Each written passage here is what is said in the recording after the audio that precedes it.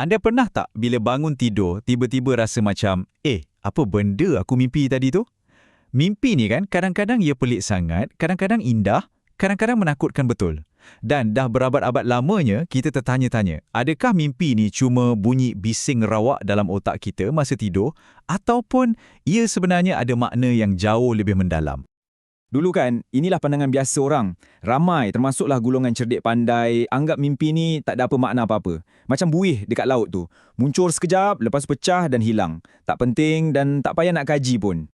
Jadi, sebelum zaman Sigmund Freud, perbincangan pasal mimpi ni macam tersekat. Ada dua kem utama. Satu, kem percaya yang mimpi ni mesej mistik dari alam ghaib. Petunjuklah, amaranlah.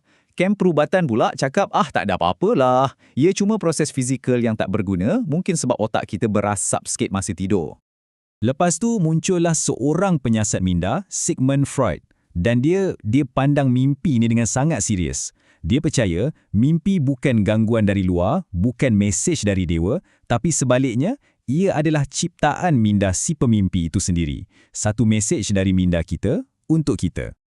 Okey, jom kita tengok macam mana Freud mula pecahkan kod rahsia ni. Langkah pertama dia ialah dengan mencadangkan yang setiap mimpi ada dua lapisan makna. Ya, dua lapisan. Macam mesej rahsia yang perlu dinyahkut. Lapisan pertama dinamakan kandungan nyata. Senang cerita, inilah filem pelik yang kita ingat bila kita bangun. Segala adegan yang tak masuk akal, watak yang bercampur aduk. Ini semua cuma penyamaran mimpi, apa yang kita nampak di permukaan sahaja.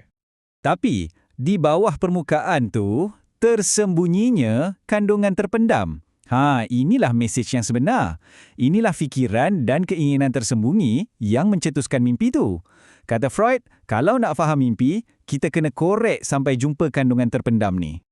Nak bukti paling senang untuk teori ni, Freud kata, tengok saja mimpi kanak-kanak. Mimpi diorang selalunya sangat terus terang. Contohnya, kalau kita larang seorang budak makan strawberry, agak-agak apa dia mimpi malam tu? Mestilah dia mimpi tengah makan strawberry puas-puas. Mimpinya secara langsung tunaikan keinginan dia yang tak tercapai siang tadi.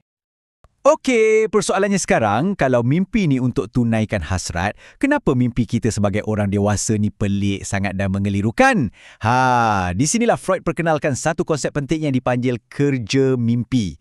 Ia adalah proses mental yang mengubah fikiran terpendam kita yang sebenar menjadi mimpi aneh yang kita ingat. Proses kerja mimpi ni guna beberapa alat yang bijak untuk samarkan mesejnya. Jom kita lihat dua yang paling hebat, pemadatan dan penyesaran. Pemadatan ni, bayangkan ia macam fail zip untuk minda kita. Dia ambil macam-macam idea, kenangan dan perasaan, lepas tu dia mampatkan semua tu jadi satu imej atau simbol dalam mimpi. Sebab itulah dalam mimpi, satu watak tu mungkin muka kawan kita, tapi perangai macam bos kita dan duduk pula kat rumah zaman kanak-kanak kita. Semuanya serentak. Seterusnya, penyesaran. Yang ni pula macam helah ahli silap mata. Minda kita alihkan perhatian. Ia ambil emosi yang kuat yang terikat pada satu isu penting, contohnya marah sangat pada seseorang, dan ia alihkan emosi tu pada benda yang remeh-temeh dalam mimpi. Anda mungkin mimpi tengah marah gila sebab pen hilang, padahal emosi tu sebenarnya untuk isu lain yang jauh lebih besar. Okey, kita dah tahu bagaimana minda kita samarkan mimpi. Sekarang timbul persoalan yang lagi besar. Mengapa? Kenapa ia perlu bersusah payah buat semua ni? Kan, kenapa minda kita tak terus terang sahaja? Kenapa perlu ada kod rahsia? Jawapannya terletak pada satu lagi konsep utama Freud tentang struktur minda kita. Freud kata, dalam minda kita ada satu penapis. Anggaplah ia macam bouncer atau pengawal keselamatan untuk minda sedar kita. Tugas dia adalah untuk tapis dan halang mana-mana fikiran atau keinginan yang dianggap terlalu mengganggu, tak boleh diterima atau mengancam daripada masuk ke dalam kesedaran kita. Jadi, apa sebenarnya yang ditapis oleh bouncer ni? Selalunya, ia adalah keinginan yang ditekan, dorongan-dorongan primitif kita, perasaan agresif atau keinginan yang masyarakat anggap salah. Keinginan inilah yang jadi enjin mimpi. Tapi ia hanya boleh melepasi penapis tu kalau ia pakai penyamaran yang cukup bagus. Dan inilah dia rumusan utama Freud. Mimpi bukanlah bunyi bising yang rawak. Ia adalah pemenuhan hasrat. Tapi bukan sebarang hasrat.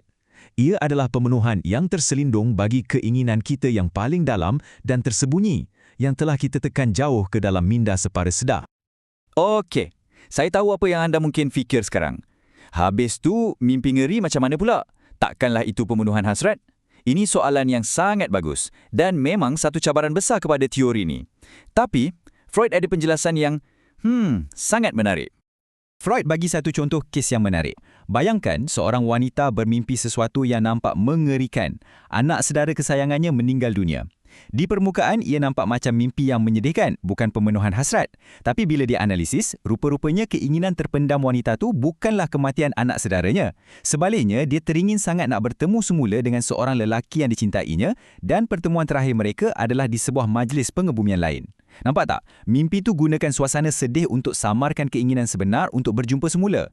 Sekarang, kita dah sampai ke kesimpulan yang paling mengejutkan dalam semua ni. Kalau minda kita bekerja keras untuk cipta dan samarkan semua mimpi ini, apakah sebenarnya tujuan utama semua ini? Ini betul-betul mengubah cara kita berfikir. Freud berhujah yang mimpi bukannya mengganggu tidur kita, sebaliknya ia melindungi tidur kita. Ya, mimpi adalah penjaga malam untuk minda kita. Macam mana tu? Okey, prosesnya lebih kurang macam ni. 1, keinginan yang terpendam mula membina tekanan dalam minda dan ia berisiko untuk kejutkan kita dari tidur. 2, proses kerja mimpi terus bertindak pantas, menyamarkan keinginan itu menjadi sebuah cerita yang pelik. 3, keinginan yang dah disamarkan tu dipenuhi dengan selamat dalam dunia mimpi. Dan akhirnya, 4, tekanan mental tu dilepaskan. Dan ini membolehkan kita untuk terus tidur dengan lena. Pada asasnya, mimpi ini macam satu mekanisme keselamatan psikologi. Ia benarkan kita untuk uruskan keinginan terlarang kita dengan cara yang selamat, melepaskan tekanan, dan dengan itu, melindungi fungsi tidur yang sangat penting. Ia satu kompromi yang bijak antara keinginan kita dan keperluan kita untuk berehat.